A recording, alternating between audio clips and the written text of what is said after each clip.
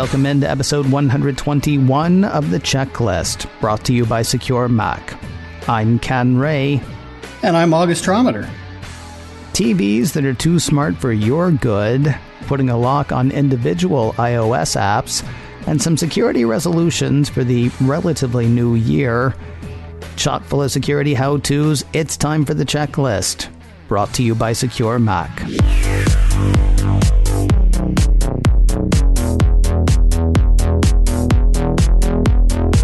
If you got a new TV over the holidays, you could probably tell us all about it.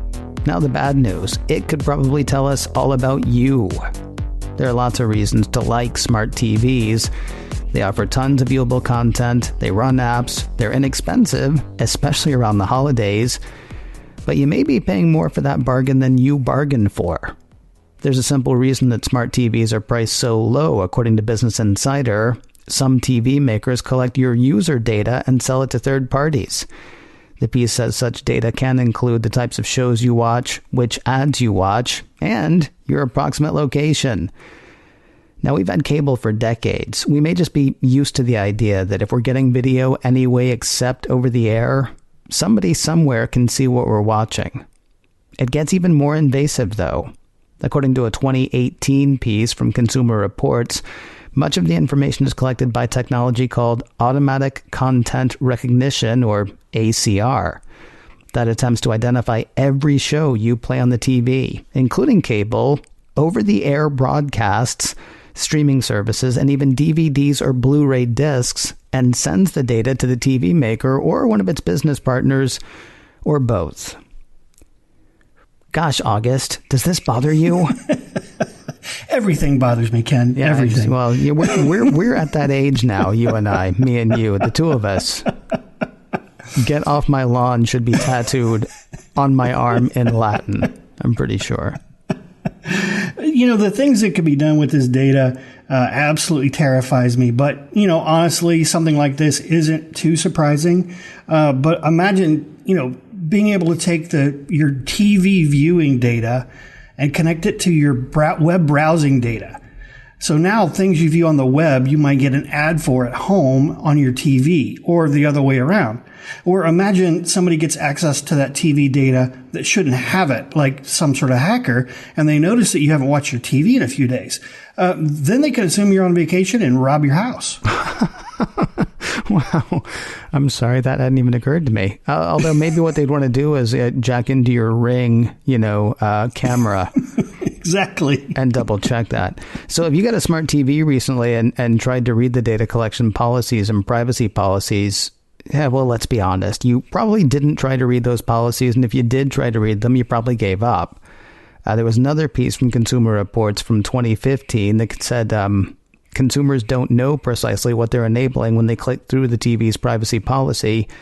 When Consumer Reports set up a current, and this is current to 2015, when Consumer Reports set up a current Samsung Smart TV, we were confronted with a terms of service and privacy agreement that had 9 separate expandable sections to explore. One section, the Smart Hub Privacy Policy, covered 47 screens worth of text. Users setting up an LG set will see terms of use with 18 sections and a privacy policy with 11 separate sections, and a writer screen asking them to OK 3 additional services. In total, more than 6,000 words of legal disclosure. Regardless, both TVs allow you to zip through these agreements by agreeing to them all at once, and a consumer could hardly be blamed for not wanting to read thousands of words of legal documentation on their TVs when they're trying to set them up for the first time. See also every fun thing you ever get, ever. You go out, you drop a couple of grand on a big screen TV so you can watch the game, and you get home, and yeah, you're going to fast forward through all of those things. With the kids all excited, oh, finally we can see Hunt for Red October. The kids don't care about Hunt for Red October. With the kids all excited about, Avengers, whatever the latest one is, being as big as the wall, and you're just saying, well, okay, honey, just let me read these 50 pages of stuff first. So, of course, the question you might be asking yourself is, what can you do? And, there's good news and bad news. The bad news is if you didn't know before you went in, the information that you've already given away has already been given away. There's probably nothing you're going to do about being able to get that back. The good news, though, is a lot of the things that come on these smart TVs can be limited or even turned off.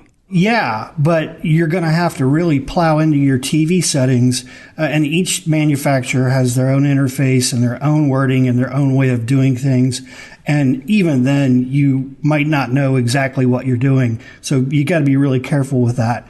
When you look through the settings, you're looking for things like terms like advertising, marketing, features that might say interactive or interactivity.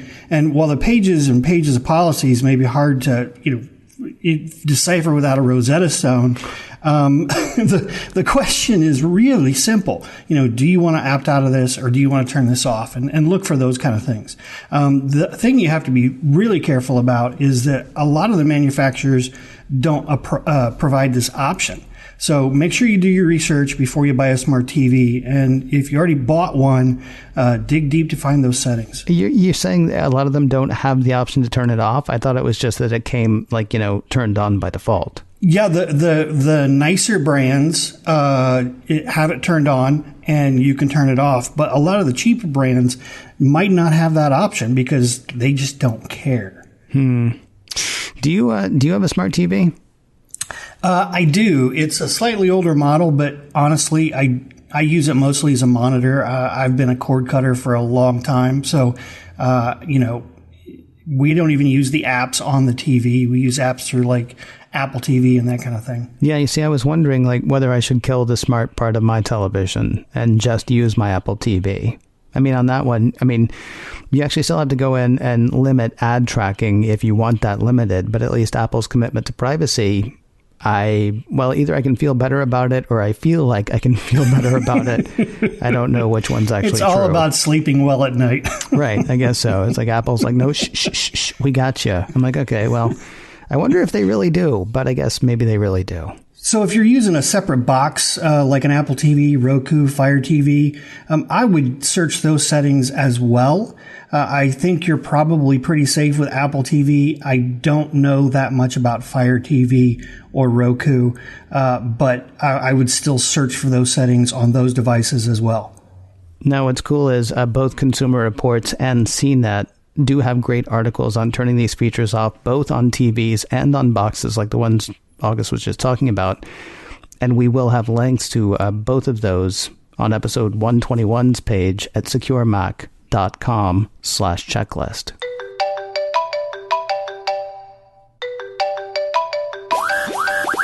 So, you've got a nice, strong password on your iPhone.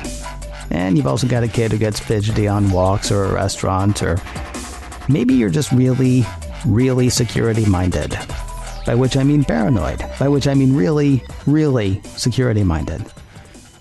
Some apps, banking apps, journaling apps, apps like that. Some apps do have individual passcodes once you get past the iPhone passcode. Others don't. But Charlie Sorrell at Cult of Mac has found a way to add passcodes to individual apps. Screen Time is Apple's app for keeping up with how much time you're spending on your iOS device. If you find you're spending far too much time on Facebook or Twitter or Emoji Blitz or whatever, one of the options that Screen Time gives you is to turn on an app-level password, basically forcing you to really consider whether you want to waste more time on Facebook or Twitter or Emoji Blitz. By the way, Emoji Blitz, I'm having a hard time with.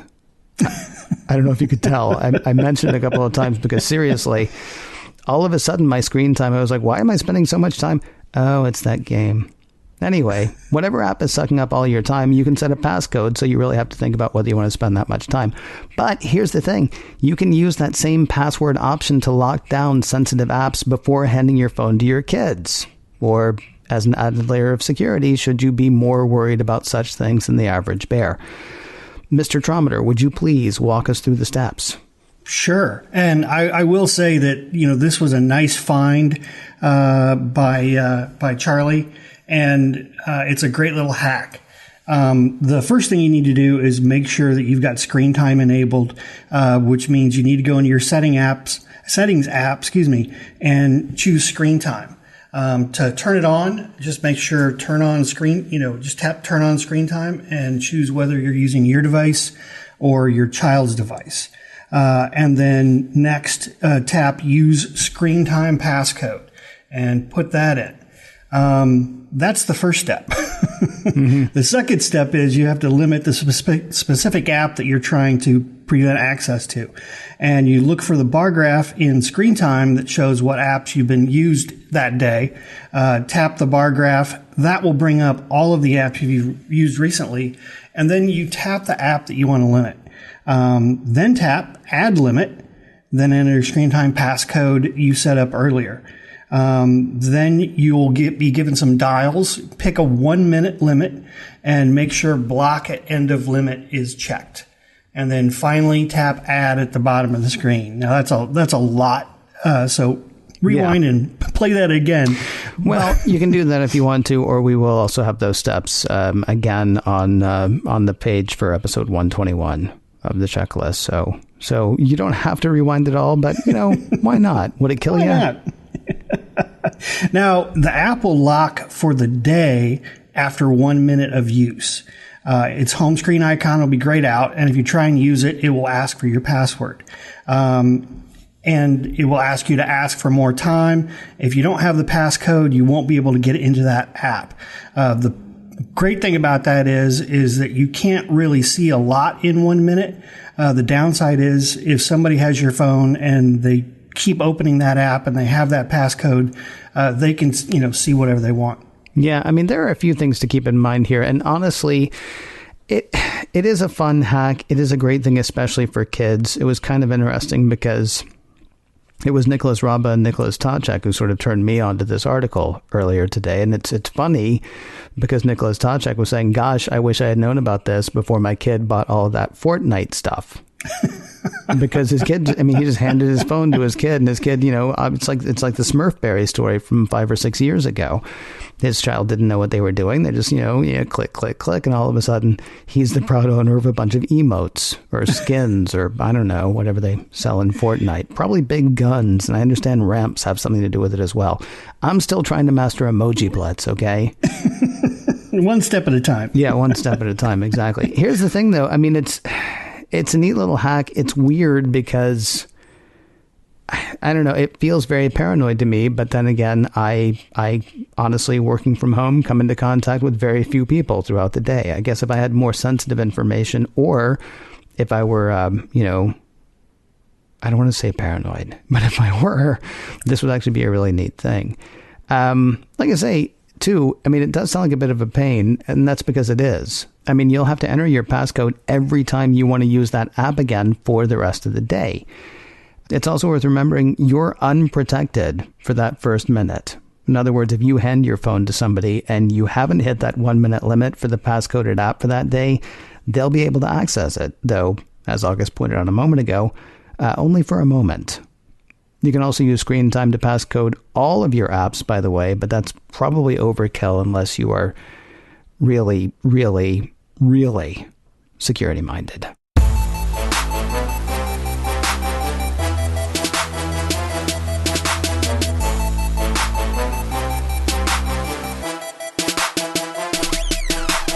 In a moment, some things you can do to keep your data safe throughout 2019. But first, a word about MacScan 3 from SecureMac, which, by the way, is something else you can use to stay safe in 2019.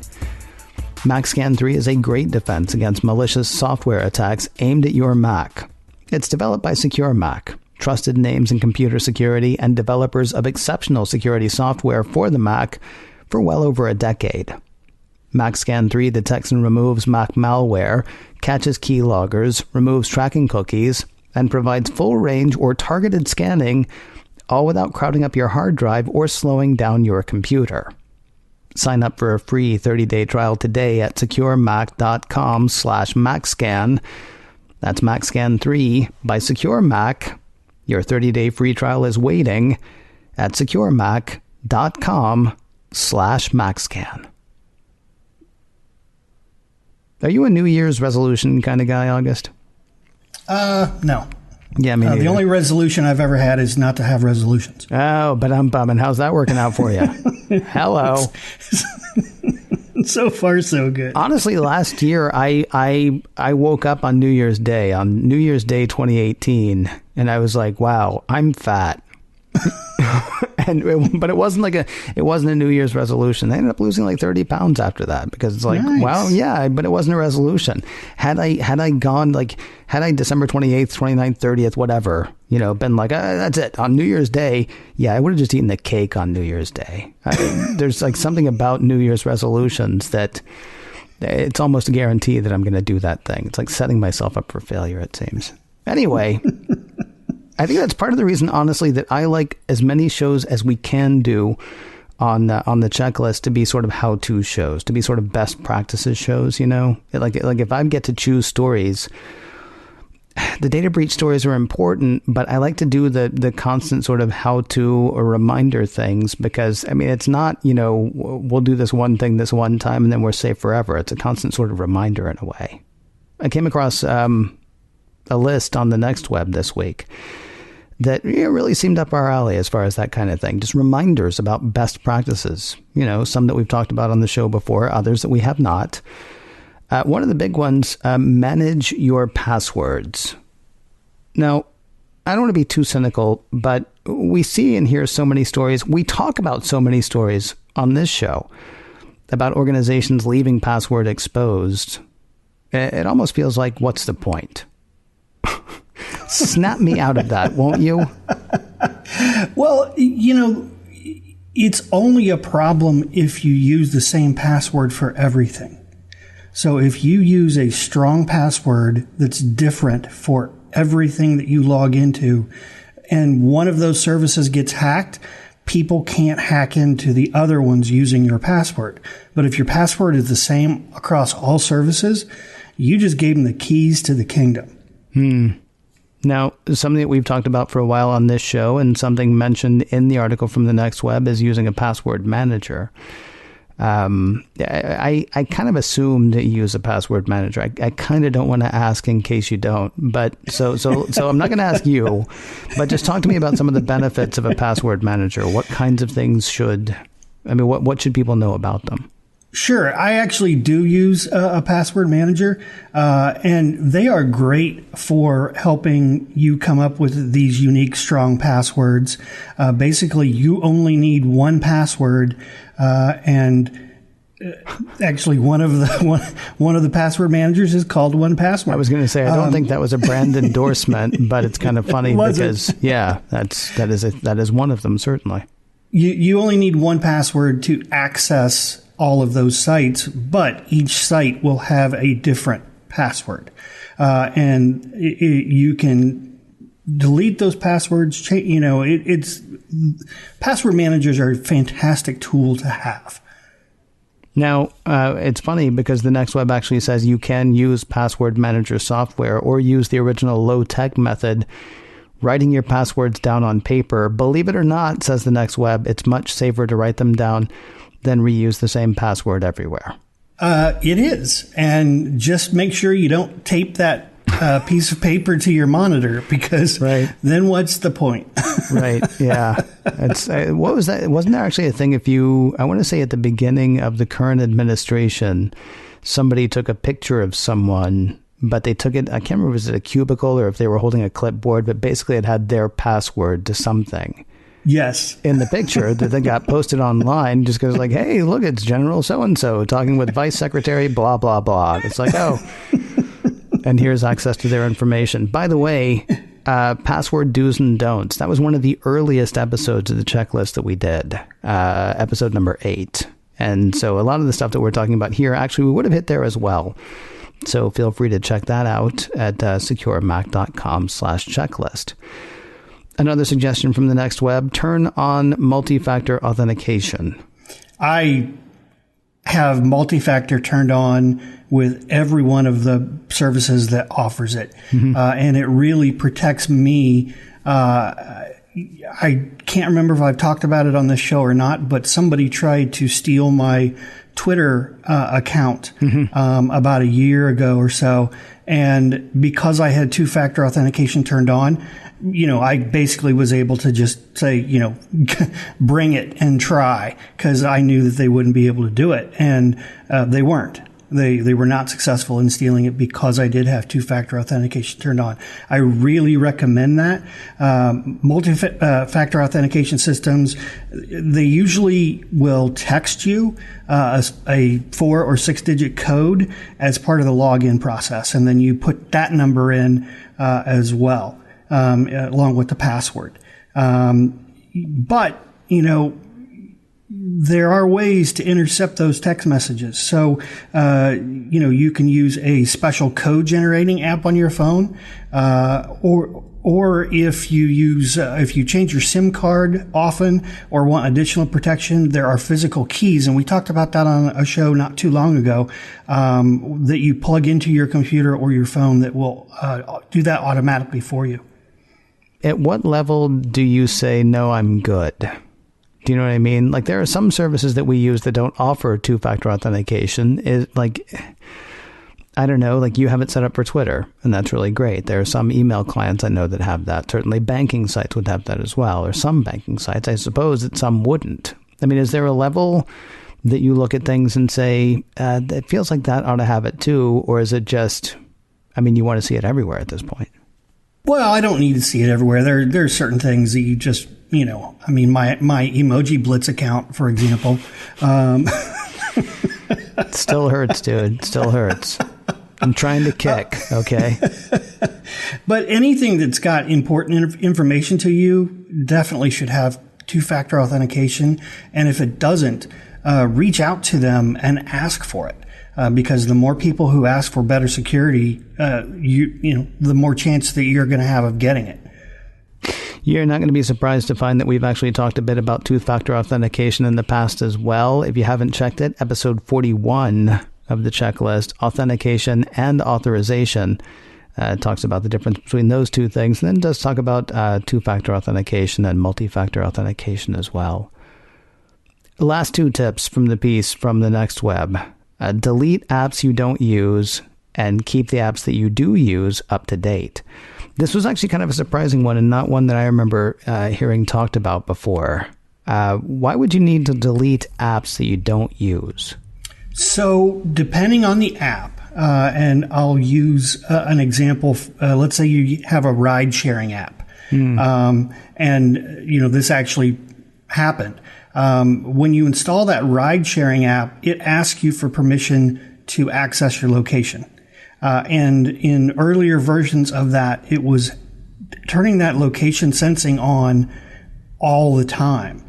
And then it was sending your location, your GPS location, back to their servers, ostensibly to be able to show you rides around you quicker.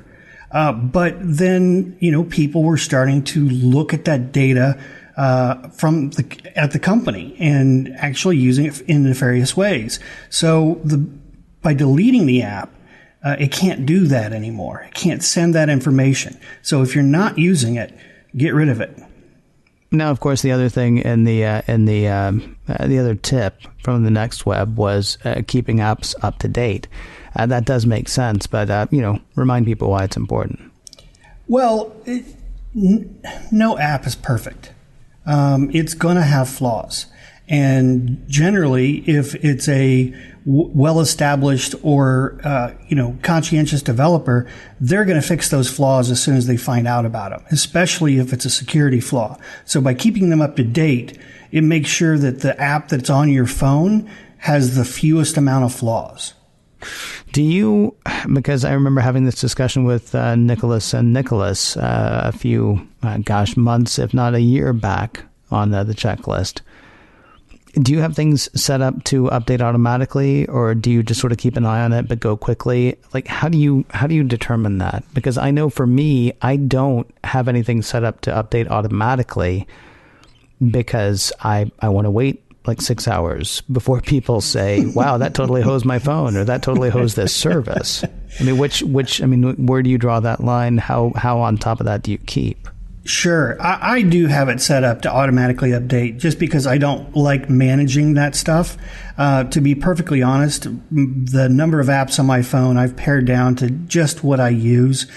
So really, the things that are on there, I generally trust the companies that are making those apps and that they won't hose my phone. I've not had a problem yet, knock on wood, but if I do, you'll be the first to know. Well, me and everybody listening to the checklist. Speaking of which, if you're looking for more security news and how-tos, I reeled off earlier a bunch of different episodes that you can go back to. The place to look for all of those, as I said, is securemac.com/checklist.